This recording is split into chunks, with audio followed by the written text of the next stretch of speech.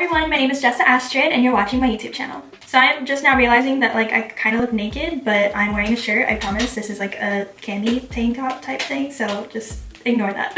For today's video, I'm super excited because we are going to be testing out the Colourpop color sticks. These are their little eyeshadow sticks that they launched a little bit ago.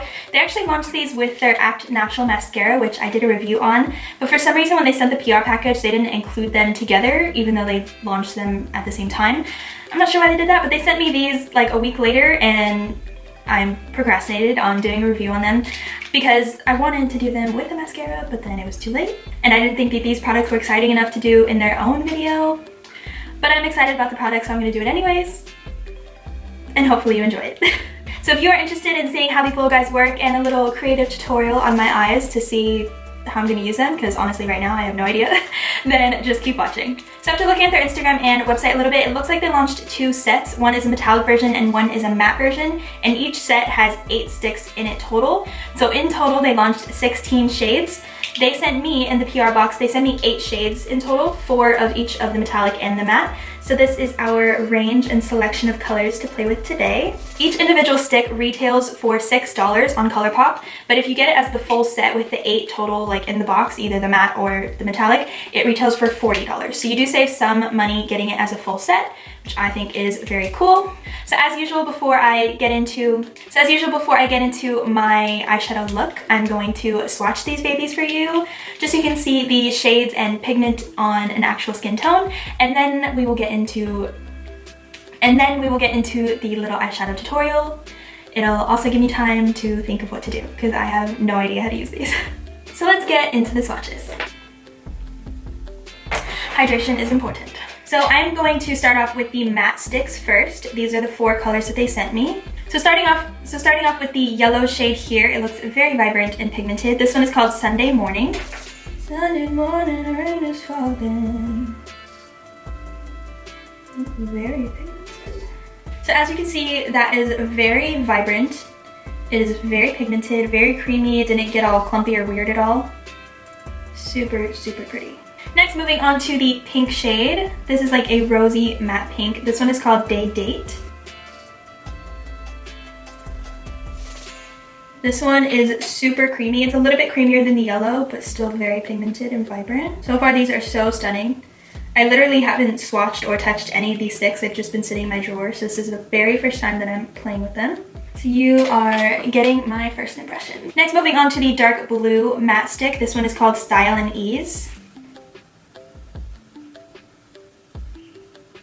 This one is a very deep, like ocean blue. Very pretty. So far the pink one has been the creamiest, but all of them are very smooth and pigmented. And last but not least, we have the brown matte stick. This one is called Coffee Shop. I'm curious to see if this is like a true brown. Look at that.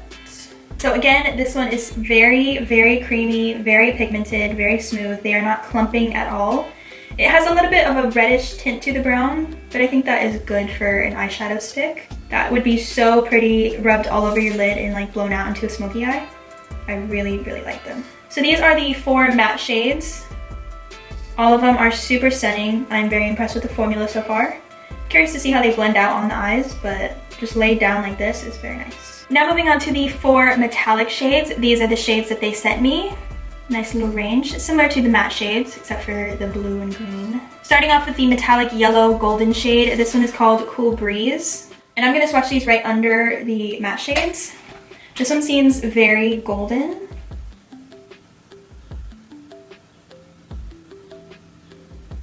So this is the shade Cool Breeze. It is very high shine. It is almost like a yellowish greenish gold color. So this is the shade Cool Breeze compared to the matte yellow shade. This one's a lot more like orangey toned and this one's a lot more like greenish gold tone. Next, moving on to the metallic pink shade. This one is called Free Time. So that is the shade there. It is a very pretty shade. It's like a corally, peachy pink tone. Not as shiny as the gold shade, but it's still very pretty. Next, moving on to the green metallic shade. This one is called Isla Vista.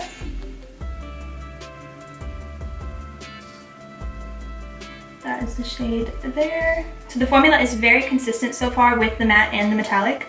They're very smooth and pigmented. I'm not having any complaints or issues with them so far. And lastly, this is the brown metallic shade. This one's called Charmed Life. This looks a little bronzy. Yes, this is definitely like a brown, deep bronze shade. That is super, super pretty. So I kind of did them in the same order besides the green and blue, obviously. But these are all the shades next to each other. All of them are super, super stunning. Very creamy and pigmented. I like them so far. So something I'm noticing, I just finished the swatches on my arm. They have dried down. Like full on, they are dry, not moving at all. Even the metallic ones, which I didn't know was a thing. They started off very smooth and creamy and like they looked almost wet. And then as I was doing the swatches, they like kind of dried down. And they're like not crunchy at all. I'm super excited to play with these. I did not know that they did that. I thought they stayed kind of wet and tacky and then you kind of like put eyeshadow on top of it. But I guess not. So looking at the actual component of the product, it is pretty small, which I guess is cool in a way, but at the same time I wish there was a little bit more product. If I roll this all the way up, that is the max amount of product that you get. They're only $6 and even cheaper if you get it in a set, but still I would like a little bit more product, like a little bit longer, you know? The reason why it looks even less than what you would think in this product is that the end has a sharpener. So this little tip with the color on it has a little sharpener at the end, which I think is super cool. So if you're trying to do like precision work and like literally drawing on your eye, you're gonna be able to get a very fine tip with this. And I think that's super cool that it's included in every single one. Each one has a little sharpener in it. So just a little FYI. Now that I talked about the product, the applicator, the formula, let's play with it on my actual eyeballs. Well, not my eyeballs, but my eyelids. I'm gonna zoom you in a little bit. I have zoomed you in and we are ready to play. I honestly still have like no idea how to actually use these on my eyes. Cause like, do I blend them? Should I just draw with them? Okay, so I took a little minute to try to plan and think of what I'm gonna do with these, and I think I've decided. Because they're so creamy and pigmented and smooth with the swatches, I'm gonna try to blend some of them out and do a kind of half cut crease moment, hopefully. And I'm gonna see if that works. If it doesn't, I'm gonna take it off and restart it. But I'm gonna try to blend them out because I've seen some looks where they just draw with them, kind of like a graphic type of eye look. But I wanna see if you can like layer these and move them around after you apply them. So wish me luck. So to start, I'm taking the matte brown color stick. This is the shade Coffee Shop. And I'm going to try to draw my crease in, like kind of map out where I want the shade to be. I'm nervous. And I guess you kind of have to work quick with these because they dried really quickly. So I'm just kind of doing like this half circle moment. So that's kind of the shape I'm going for. I'm stressed. Now I'm taking a like stiffer round blending brush, not too big, to try to buff this out. I don't know if this is gonna work. Oh man. I'm pulling the mirror closer, guys, sorry. This is an emergency. Okay, so I kind of panicked and I stopped recording the look and I just pulled the mirror super close to me and was blending out because I didn't think it was gonna work. But this is what I'm working with so far. I did end up getting it kind of blended out, at least like for the most part. I just basically took this brush and did exactly what I'm doing now and just kind of went back and forth. But I can tell you right away that I would not recommend blending it out like this. I would recommend if you're gonna do like a smoky eye, you can pack this all over the lid and blend that out a little bit and then go over it with eyeshadow.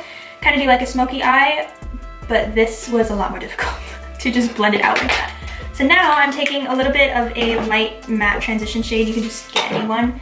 And I'm gonna go over this edge here and try to blend it out a little bit better. The shadow turned out a little bit more like reddish purple than I thought. I thought it was gonna be more like cool toned, or at least more brown, but this is like a little purpley. So I'm just going over the edge with that transition shade.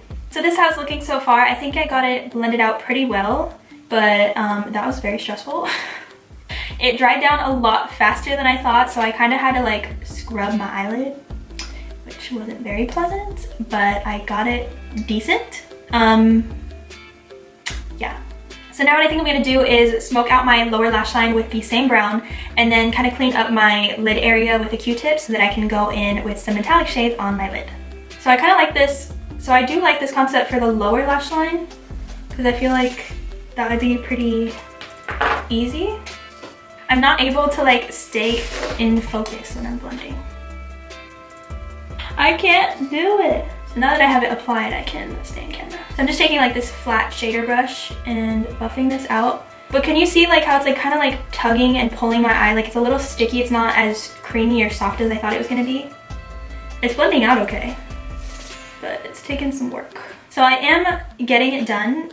I'm getting it blended out. It's looking decent, but it's taking a lot of work. So if you're not used to blending out eyeshadow or used to playing with makeup in general, I don't think that you're gonna like this very much because it is kind of a lot of work and different to get used to. Now, like I said, I'm taking a little Q-tip and I'm just gonna clean up this area a little bit. I'm actually gonna take some 4th grade beauty wipes and go over it with that. I need something stronger. So you see how I kind of like shaped and cleaned up my lid just a little bit, just to see if that'll help the pigment at all. I don't know. Now to pick which metallic shades I'm going to use on my lid, I think I'm going to go from the golden shade to the green to the pink and see how that looks.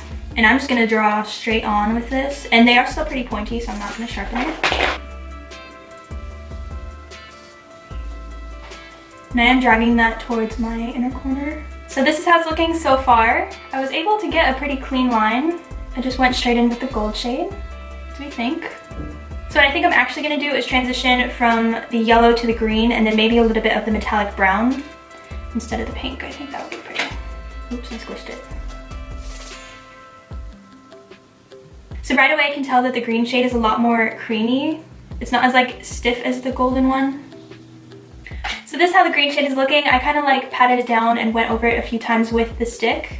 And I think it looks really nice. I was able to get a pretty good cut crease just drawing it on by hand.